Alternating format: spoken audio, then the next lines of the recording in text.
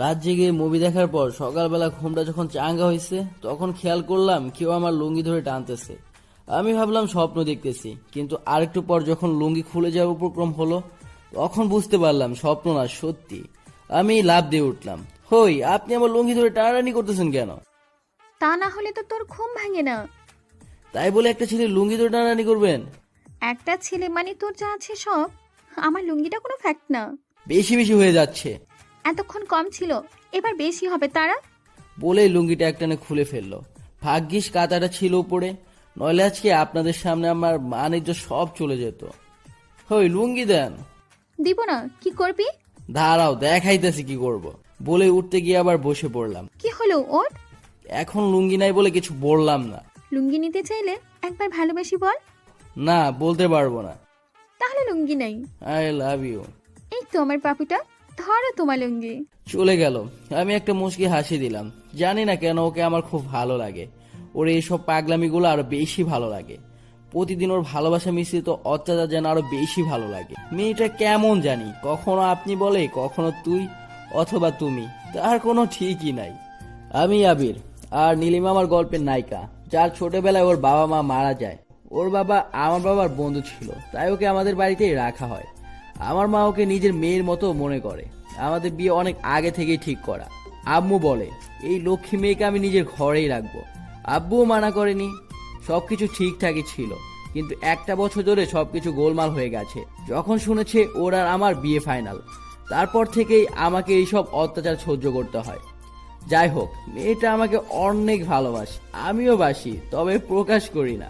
Fresh হয়ে খেতে বসলাম, হঠাৎ নীলিমা জোরে পায়ের মধ্যে একটা লাথি মেরে দিল। এইটা ওর রোজকার রুটিন, তাই আমিও কিছু বলতে পারি না। কিন্তু এর শোধ আমি নেই কখন জানেন? যখন আমি অসুস্থ হয়ে পড়ি তখন। মেয়েটা সারা রাত জেগে আমার সেবা করে, তখন মনে হয় জীবনটা ধন্য ওকে পেয়ে। কিন্তু যখন আবার সুস্থ হই তখন আবারও শুরু হয় ওর অত্যাচার। খাওয়া শেষ করে কলেজে যাওয়ার জন্য রেডি হলাম। তারপর দুজনে কলেজে আসলাম। ক্লাস করে আবারও বাসায় চলে আসলাম। রাতে বিছানায় শুয়ে আছি, তখন ওর আগমন। ওই শোন, কি? আমার এক সেট চুড়ি পছন্দ হয়েছে, কিনা দিবা? আমি কেন দেব? আমি কি আপনার বয়ফ্রেন্ড নাকি? দিবি কিনা তাই বল। না, দিব না। নীলিমা রাগ করে চলে গেল। আমি অবশ্য কিনে রাখছি ওর জন্য। ওকে যখন দেখছিলাম চুড়িগুলো হাতে পড়তে, তখনই কিনে ফেলেছিলাম। ও চলে যাওয়ার পর 11টার দিকে চুপি চুপি ওর রুমে ঢুকলাম। ওর বিছানার পাশে কাঁচের চুড়িগুলো রেখে চলে আসতে যাব, তখনই নীলিমা চিৎকার দিয়ে উঠলো, চোর চোর! আমি হাত দিয়ে ওর মুখ চেপে ধরে বললাম, আমি চোর না। ও আমাকে দেখে এবার চুপ হলো। তুই এত রাতে এখানে কেন? আপনার চুড়িগুলো দিতে আসছিলাম। ধন্যবাদ, যা এবার। আমি চলে যাওয়ার জন্য এগোতে আবার হাতটা টান দিল। হঠাৎ করে টান দেওয়া আমি ঝোঁক সামলাতে না পেরে ওর ওপরে পড়ে গেলাম। আমি কথা বলতে পারছিলাম না। ছটপট নিজেকে ছাড়িয়ে নিয়ে রুমে চলে আসলাম। পরের দিন সকালে খেয়াল করলাম কেউ একজন আমার ওপর শুয়ে আছে। তাকে দেখি নীলিমা শুয়ে আছে। বিয়ের আগে এসব, বিয়ের পর তো না জানি কি কি সহ্য করতে হবে। আমি ডাকলাম না, ওর মায়াবী মুখটার দিকে তাকিয়ে রইলাম। কিন্তু এমন রোমান্টিক মুভমেন্টটা নষ্ট হয়ে গেল যখন বুঝতে পারলাম আমার নিচে লুঙ্গি নাই। আমি চিৎকার করে উঠলাম। আমার চিৎকার শুনে আম্মু আমার রুমে এসে দরজা খুলতে বলল। ওই কি হয়েছে, দরজা খোল। ওদিকে নীলিমারও ঘুম ভেঙে গেছে। এখন আম্মু যদি দেখে তাহলে আমার মান সম্মান শেষ। কিছু না আম্মু, তেলা বোগা। ও তাই বল, আমি তো ভাবলাম না জানি কি। আম্মু চলে যাওয়ার পর নীলিমা বলল, তুই মিথ্যে কথা কেন বললি? তো কি বলবো, যে পেতনিটা আমার লুঙ্গি খুলছে? তখন নীলিমা বলল, ওই তোমার লজ্জা নাই? কি বলো এসব? আপনি খুঁজলেন তাদের সমস্যা নাই, আর আমি বললেই সমস্যা, তাই না? আরে ঘুমের ঘরে এখন খুলে গেছে, জানি না। আর আপনি আমার ঘরে আসছিলেন কেন? ইচ্ছা হয়েছিল তাই, কোনো প্রবলেম? অনেক প্রবলেম। এখন থেকে রাত্রিবেলা আমার রুমে আসবেন না। বলেই হলো, আমার বয়ফ্রেন্ডের ঘর 100 বার আসবো। আচ্ছা, একটা কথা ছিল। কি কথা? আপনি কিছু দেখেন নাই তো? জি না। বলেই দৌড়ে চলে গেল। এ আর আমাকে শান্তিতে থাকতে দেবে না। আমি উঠে ফ্রেশ হয়ে কলেজে যাওয়ার জন্য তৈরি হলাম। খাবার টেবিলে বসে আজকে পাটা উপরে তুলে রাখছি, যাতে আমাকে লাথি না মারতে পারে। সময় হলো, লাথিও মারলো, কিন্তু লাগলো গিয়ে চেয়ারে। আর মুখটা কেমন করে যেন উঠলো। বুঝলাম ব্যথা পেয়েছে। আমি একটা হাসি দিয়ে বুঝালাম, দেখ কেমন লাগে। ভাবতেছি আজকে থেকে ওকে অ্যাভয়েড করব। দেখি তারপর ও কি করে। কলেজ যাওয়ার সময় রিক্সা নিলাম। ও আমার পাশ ঘেঁচতে লাগলো। কি সমস্যা? হ্যাঁ, কোনো সমস্যা নাই তো। তাহলে এভাবে পাশ ঘেঁচতেছেন কেন? কই? ওদিকে চেপে যাবেন। আর যদি না যাই তাহলে? তা না হলে আমি রিক্সা থেকে নেমে যাব। না, আমি সরে বসতেছি। যাক, কাজ হয়েছে তাহলে। কলেজে গিয়ে দুজন আলাদা সিটে বসলাম। প্রতিদিন অবশ্যই একসাথেই বসি, আজকে আলাদা। প্রতিদিন এই যন্ত্রণা আর সহ্যই হয় না। আমি ওকে ভালোবাসি ঠিকই, কিন্তু ওকে বুঝতে হবে ও যা করতেছে তা ঠিক না। কেন আমারই খুলতে হবে? তোর লুঙ্গি খুলতে হবে। হ্যাঁ, আমাদের বিয়ে ঠিক হয়েছে, কিন্তু এখনো হয় নাই। যাই হোক, ক্লাস শেষ করে একসাথে বাসায় ফিরলাম। ও পাশ ঘেঁষে যাচ্ছিল, আমি সরিয়ে দিয়েছি। আমি চাইছি ও আমার থেকে কিছুদিন দূরে থাকুক। যাই হোক, বাসায় গিয়ে গোসল করে খেতে বসলাম। নীলিমা আমার সাথে বসলো। হঠাৎ ও আমাকে লাথি মার। সকালেটা শোধ নিলাম। না, এভাবে আর হবে না, কিছু একটা করতেই হবে। আমার এক বন্ধুকে কল দিলাম। দোস্ত, আমি আগামী 7 দিন তোর বাসায় থাকবো। তোর কোনো প্রবলেম নাই তো? আরে না, কখন আসবি? কালকে। আচ্ছা আয়। রাতে খাওয়া দাওয়া করে টেবিলে এসে বসলাম। আব্বু, আমি 7 দিন বাসায় থাকবো না, কি জন্য? ফ্রেন্ডের বাসায় যাব। আচ্ছা। আর কিছু বললো না। নীলিমার দিকে তাকিয়ে দেখলাম কেমন করে যেন তাকিয়ে আছে। থাকুক, বুঝুক, এবার লুঙ্গি ধরে টানাটানি করলে কি হয় ভাবতেই ভালো লাগতেছে। 7 দিন কেউ জ্বালাতন করবে না। পরের দিন সকালে সবকিছু গুছিয়ে নিয়ে রওনা দিলাম। আসার সময় নীলিমা শুধু চলচল চোখে তাকিয়েছিল। আমার কেন জানি কোনো ফিলিংস হলো না। বুঝলাম না, হয়তো খুব সহজে পাওয়া জিনিস তো তাই। নীলিমার পাশে বসে আরামে একটা ঘুম দিলাম। ঘুম ভাঙলো ফোনের শব্দে। হ্যালো। ও পাশ থেকে কথা বলতেছে না। নাম্বার দেখে বুঝলাম। কি হয়েছে, কথা বলতেছেন না কেন? ও পাশ থেকে চুপচাপ, তাই ফোনটা কেটে দিলাম। আজব মেয়ে তো, বাসায় থাকতে মাথায় করে রাখতো, আর এখন কথাই বলে না। যাক, ভালোই হয়েছে। সারাদিন ঘুমানোর পর রাত্রিবেলা নিলয় আর আমি একটু ঘুরতে বের হলাম। রাতের বেলা শহরটা খুব সুন্দর লাগে। একটু পর নীলিমা ফোন দিল। রাতে খাইছো? না, খেয়ে নিও। আমাকে নিয়ে ভাবতে হবে না, ওকে? আচ্ছা। অনেকক্ষণ ঘোরাঘুরির পর বাসায় ফিরলাম।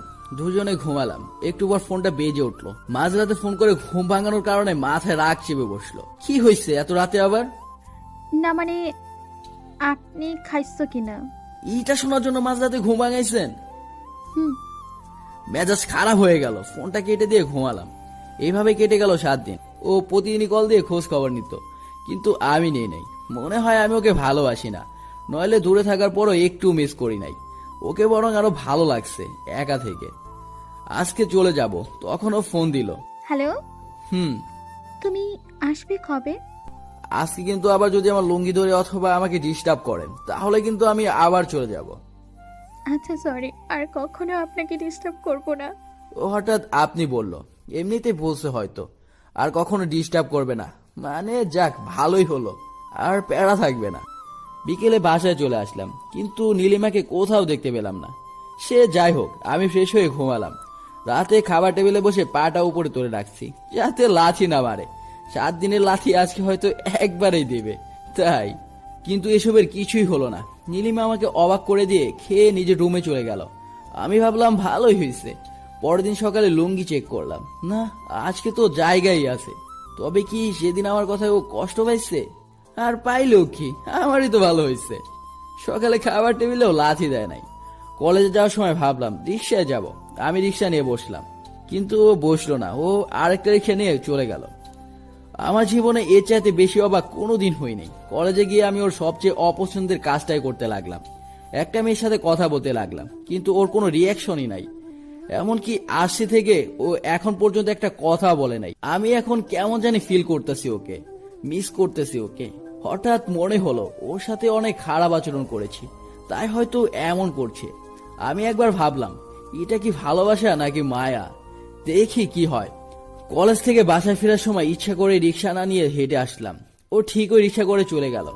আগে আমার সাথে রিক্সা যাওয়ার জন্য কত কি করেছে, আর এখন একাই চলে গেল।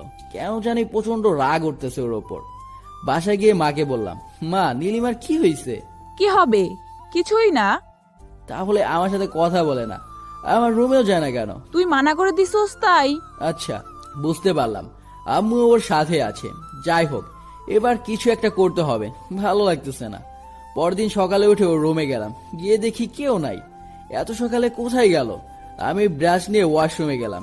গিয়ে দেখি নীলিমা কাঁদতেছে। কাঁদতেছে কেন? কই, খাচ্ছি না তো। আমার সাথে মিথ্যা বলতেছেন? আরে না, মিথ্যে বলবো কেন? বলেই পাশ কাটিয়ে চলে গেল। কেমন জানি হয়ে গেছে ও। নিজের ওপর নিজেরই রাগ হচ্ছে, কিন্তু একটা জিনিস খেয়াল করছি, যার সাথে কথা বললে আমার মাথায় রাগ চেপে যেত, আজ তার সাথে কথা বলার জন্য কত কি করতেছি।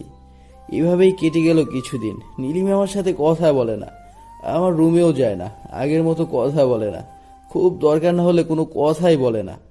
আমি তো পাগল হয়ে গেছি, ওকে ছাড়া আমার ভালো লাগে না। মনে হয় সব আছে, শুধু ডিস্টার্ব করার একটা পাগলি নাই। না, এবার কিছু একটা করতেই হবে। রাতে শুয়ে শুয়ে প্ল্যান করলাম। পরের দিন সকালে উঠে বাইকটা বের করে রাখলাম। এতদিন শুধু মেয়েদের সাথে কথা বলছি, আর আজকে থেকে মেয়েদেরকে নিয়ে ঘুরবো। যেই ভাবা সেই কাজ। কলেজে যাওয়ার সময় নীলিমাকে বললাম, চলো আজকে বাইক নিয়ে যাই। আমি রিক্সা খুঁজে নিব। আচ্ছা। আমি কলেজে আসার পর অপেক্ষা করতে লাগলাম কখন নীলিমা আসবে। কিছুক্ষণ পর নীলিমা আসলো। তারপর আমার কাছে আসতেই, দিশা আয়, আজকে তোকে নিয়ে ঘুরতে যাব। চল। দিশা আবার আমাকে পছন্দ করে। আমি নীলিমার দিকে তাকিয়ে দেখি রাগে বুকটা লাল হয়ে গেছে। বাপখানা এমন যেন আস্ত গিলে ফেলবে। দিশা বাইকে ওঠার পর বললাম, আরে জড়িয়ে ধরে বস, নয়তো পড়ে যাবি। দিশা আমাকে জড়িয়ে ধরে বসলো। আমিও চলে আসলাম। একটা ফাঁকা রাস্তায় চালাইতেছি, তখন বললাম, ওই ছাড় তো আমাকে। কি হলো, ছাড়তে বলছি না? তবুও ছাড়ো না, কথাও বললো না। আমি পিছনে তাকালাম, তারপর চিৎকার দিয়ে উঠলাম, নীলিমা আসলো কোথা থেকে? তারপর সামনে তাকিয়ে দিই কিছু একটা সাথে ধাক্কা খেয়ে মাটিতে পড়ে গেলাম। তারপর যখন জ্ঞান ফিরলো, তখন দেখলাম আমি হাসপাতালে, হাত পা নাড়াতে পারছি না। ওইদিকে তাকিয়ে দেখি নীলিমা শুয়ে আছে। ওর কপালেও সামান্য লেগেছে, আর হাতে ছিলে গেছে। আমার নিজের কয়েকটা জায়গায় ভাঙছে, আমি জানি না, তবে সারা শরীরে ব্যথা। কোনো মতে নীলিমার দিকে পাশ ফিরে শুলাম। তারপর ওর মায়াবী মুখের দিকে তাকিয়ে ভাবতে লাগলাম ওর কথা। হঠাৎ কারো কথা শব্দে ঘোর কাটলো। কি দেখছো? তোমাকে। আমাকে কেন দেখবা? আমি তো পেতনি। যাও, ওই দিশাকে গিয়ে দেখো। তুমি আসলেই পেতনি, নইলে কি তোমাকে দেখতে গিয়ে আমার এই অবস্থা হয়? ভালো। একটা কথা বলবো? I love you. সরি। কেন? কারণ তুমি আমাকে ভালোবাসো না, এর আগেই বলেছো না। তখন বাসতাম না, তবে এখন বাসি, সত্যি। সত্যি? সত্যি। তাহলে তখন ওই রকম করছো কেন? আমি চাইতাম তুমি আমার থেকে দূরে থাকো কিছুদিন। দূরেই তো ছিলাম। আমি আবার কাছে চলে আসলাম। সুস্থ হয়ে নাও, তারপর তোমার কাছে আসা ঘুচিয়ে দিব। কিভাবে? লুঙ্গি ফ্যাক্ট। আবারও? দুজনে সুস্থ হয়ে বাসায় ফিরে দেখি বাসা সাজানো। আমরা কিছুই বুঝতে পারছি না। আম্মু, কি হয়েছে? জানতে হবে না, যা ফ্রেশ হয়ে নে, পরে সব বুঝবি। ওকে। একটু পরে দেখি আমাকে জড়িয়ে ধরে আছে। আমাকে ছাড়ো, মা দেখে ফেলবে তো। দেখো, কি? তাহলে আমাদের বিয়ে। সত্যি? কোচ্চান। তাই তো বলি, এত মেহমান কেন আইছে। I love you. এ না, কালকে রাতে সব বলবো। সকালে আমার উপর শুয়ে আছে, কিন্তু কিছুই বলে না। আজকে কিছু বলবা না? সারাদিন ওর সাথে কথা নাই। রাতে বাসের ঘরে ঢুকতে বউ আমারে সেই লেভেলে সালাম করলো। বেঁচে থাকো গো, তোমার জায়গা তো আমার পায়ে না গো, তোমার জায়গা তো আমার লুঙ্গির ভেতরে, থুক্কু আমার বুকে। ইস, লজ্জা লাগে না বুঝি আমার? ওএমজি, বউ তো আমার খুব লজ্জাবতী। এবার যে না বউয়ের মুখে ঘুমটা খুললাম। ওএমজি, বউ আমার কিউটের বদনা, থুক্কু হাড়ি।